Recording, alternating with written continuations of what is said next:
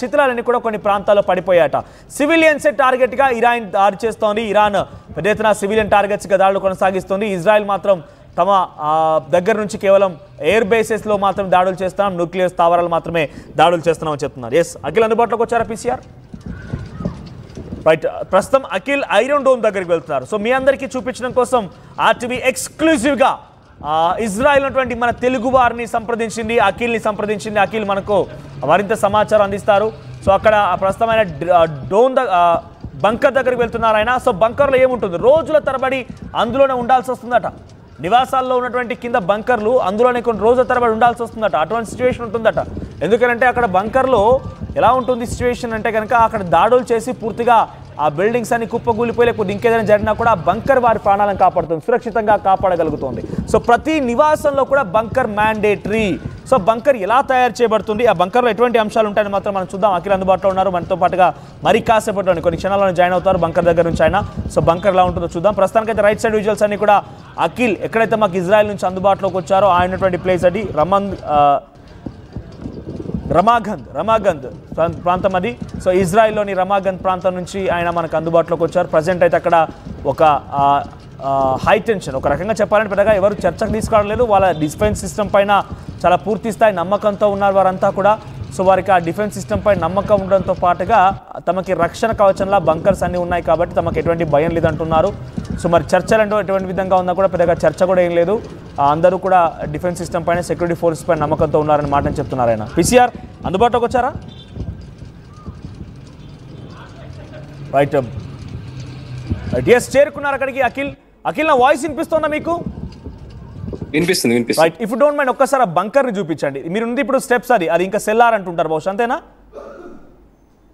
Right, okay, అదే బంకరా ఇది? Okay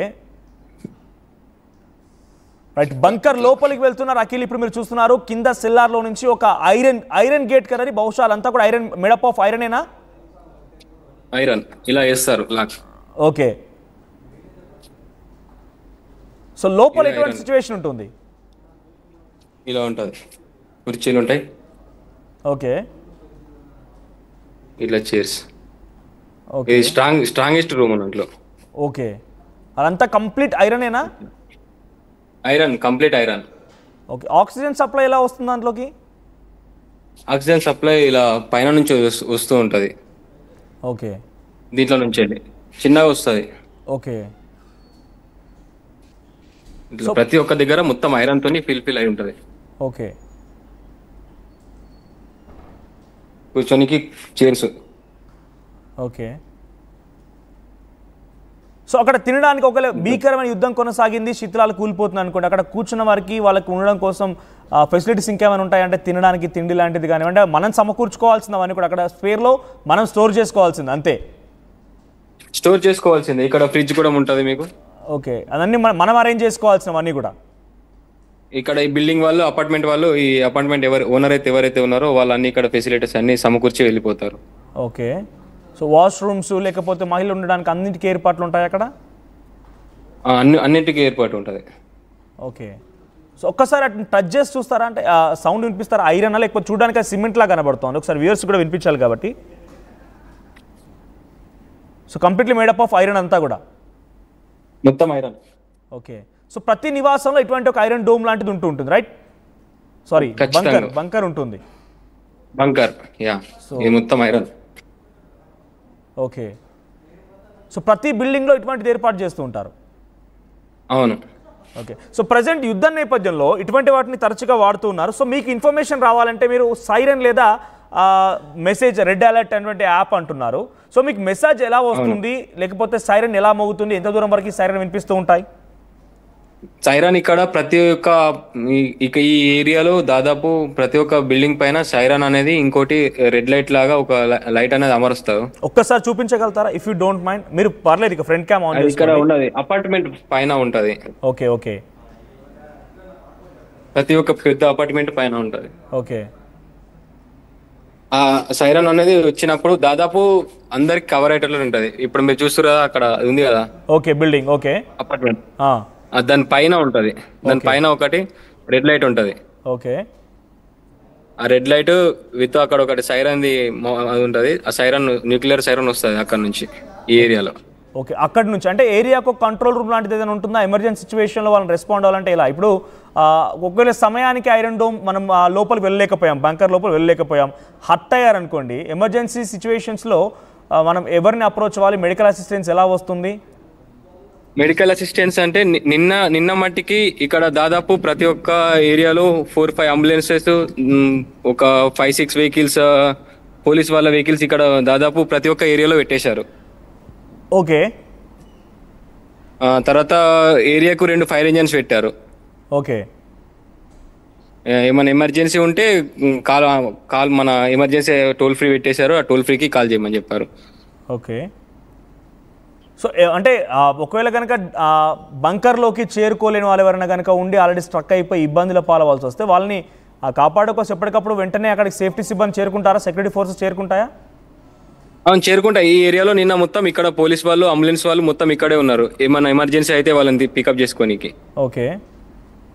so మీరుండే ప్లేస్లో ఇప్పుడు అక్కడ ఎటువంటి ఎమర్జెన్సీ అలర్ట్స్ ఉన్నాయి? అంటే ఒక ఎమర్జెన్సీ సిచ్యువేషన్ ఉంది, ఫ్లైట్స్ ఎగరడం లేదు, అంతా కూడా నిలిపివేశారు, సివిల్ ఏవియేషన్ని క్లోజ్ చేశారు, పబ్లిక్ ట్రాన్స్పోర్టేషన్ని క్లోజ్ చేశారు, క్రౌడీ ప్లేసెస్ ఉండకూడదని చెప్పి ఆదేశాలు జారీ చేశారని మనకు ఇక్కడ ఇన్ఫర్మేషన్ అందుతోంది యాజ్ పర్ గూగుల్ అవన్నీ కూడా మనం చూస్తుంటే. సో అక్కడ నిజంగా అటువంటి సిచ్యువేషన్ ఉందా? క్రౌడీ ప్లేసెస్ ఉండకూడదు అని చెప్తున్నారా? అలాంటి ప్లేస్ అనేది ఏం లేదు. కాకపోతే సేఫ్ గా ఉండండి, సైరన్ వచ్చినప్పుడు బంకర్స్ లోకి మాత్రం వెళ్ళండి అని రెడ్ అలర్ట్ అనేది జారీ చేస్తారు. పర్లేదు, మీరు ఫ్రంట్ క్యామ్ ఆన్ చేసుకోండి, పర్వాలేదు, మీతో మాట్లాడతాను నేను ఇంకా.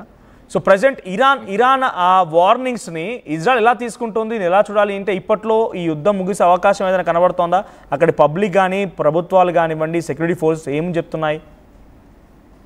ఇక్కడ నేను నా మట్టికైతే నేను ఇక్కడ ఇజ్రాయెల్ సిటిజన్స్ వాళ్ళని అడిగాను, ఏంది వారు ఎప్పుడు ముగుస్తుంది అంటే ఇవన్నీ మాకు కామనే, మీరేం భయపడకండి అని వాళ్ళు చెప్పారు.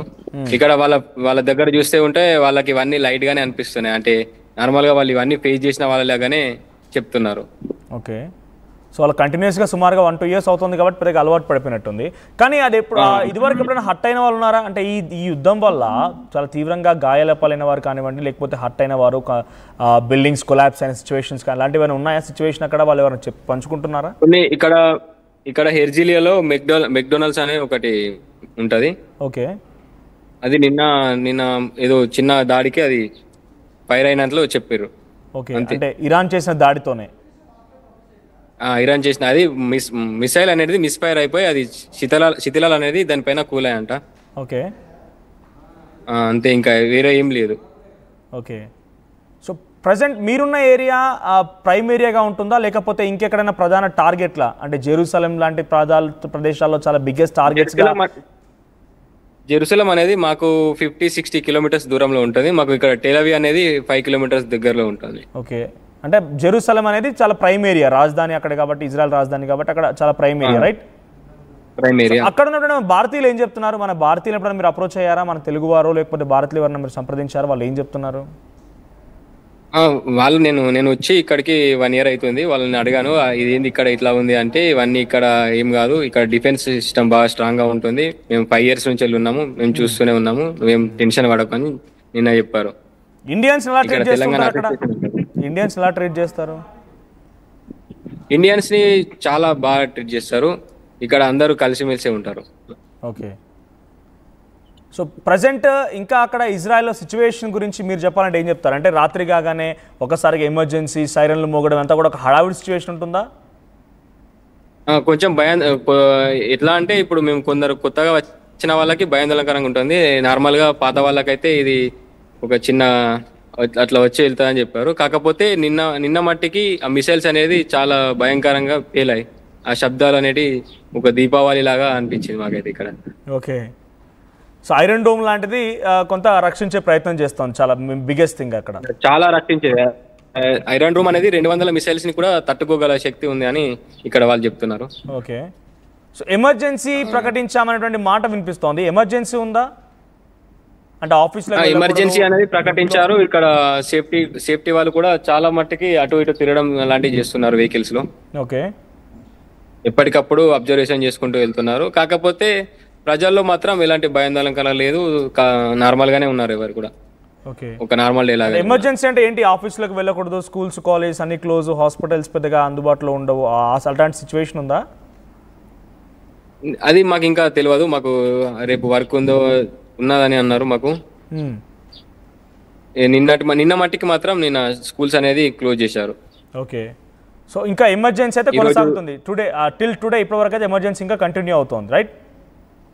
కంటిన్యూ అవుతుంది అనుకోవచ్చు. ఎందుకంటే ఈరోజు షాబాద్ కాబట్టి స్కూల్స్ అనేది హాలిడే ఉంటాయి. అన్ని ఆఫీస్ స్కూల్స్ మొత్తం అన్ని హాలిడేస్ ఉంటాయి. మిగతా ఏముండదు. 6 వరకు, ఈవినింగ్ 6 వరకు హాలిడే ఉంటాయి. ఈవినింగ్ 6 నుంచి వెళ్ళి అన్ని ఓపెన్ అవుతాయి. ఓకే. అంటే డే టైంలో మొత్తం కూడా కొంత ఎమర్జెన్సీ సిచ్యువేషన్ కనబడుతుంది. ఈవినింగ్ 6 తర్వాత అంతా నార్మల్ అయిపోతుందా? నార్మల్ అయిపోతుంది. అంటే ఎవ్రీ షాబాద్కి ఇట్లానే 6 వరకు క్లోజ్ ఉంటాయి అన్ని. ఫ్రైడే 6 నుంచి వెళ్ళి సాటర్డే 6 వరకు క్లోజ్ ఉంటాయి. Okay. Friday evening 6 to Saturday evening 6. అవును. సో ప్రజెంట్ అక్కడ టైం ఎంత, ఇప్పుడు టైం ఎంత అవుతుంది? ఇక్కడ ప్రజెంట్ టైము 2:30. ఓకే. సో ఇప్పుడేమైనా అక్కడ సిచ్యువేషన్ కనబడుతుందా? వార్ సిచ్యువేషన్ కనిపిస్తుందా? లేదు, ఇలాంటి సిచ్యువేషన్ అనేది లేదు. Right. Thank you Akhil. Will get back to again. మీతో కాంటాక్ట్లోకి వస్తాము. ఒకసారి అక్కడ సిచ్యువేషన్ మళ్ళీ మాకు అప్డేట్ చేసే ప్రయత్నం చేయండి. సో ఇజ్రాయిల్లో సిచ్యువేషన్ ఇది. మనతో పాటుగా మన తెలుగువాడు భారతీయుడు అక్కడ అందుబాటులో ఉన్నారు. మనం ఆయనతో పాటు మాట్లాడడం, అక్కడ సిచ్యువేషన్ ఏంటని తెలుసుకునే ప్రయత్నం చేశాం. సో ఇజ్రాయిల్లో ఐరన్ డోమ్ అనేది అక్కడి ప్రజలకి చాలా ధైర్యాన్ని కల్పిస్తోంది. ఐరన్ డోమ్ ఉండడం వల్లే మేము చాలా వరకు ఈ స్థాయిలో ఉండగలుగుతున్నాము, లేదనంటే సిచ్యువేషన్ మరోలా ఉండేది అనేది వాళ్ళు చెప్తున్నమాట. సో నిజానికి iron dome the biggest highest టెక్నాలజీతో ఉన్నటువంటి ఐరన్ డోమ్ వారికి కాపాడుతోంది. ముసాద్ లాంటి ఒక ఇంటెలిజెన్స్ సంస్థ కూడా వారికి చాలా కీలకంగా మారింది. ఈ సిచ్యువేషన్లో ఇజ్రాయెల్ అందరూ కూడా పెద్దగా ఇబ్బంది ఏం లేదు, మాకు ప్రతి ఇంటికి కూడా బంకర్స్ లాంటివి ఉన్నాయి, మాకు సైరన్స్ వస్తూ ఉంటాయి, రెడ్ అలర్ట్ అనేటువంటి యాప్ ఉంది, ఎప్పటికప్పుడు సమాచారం మేము తెలుసుకుంటూ ఉంటాం, దీని ద్వారా మేము దాన్ని పూర్తిగా తెలుసుకొని వాటిని కంట్రోల్ చేసే ప్రయత్నం చేస్తాం, వాటిని ఎదుర్కొనే ప్రయత్నం చేస్తామని చెప్తున్నారు. So present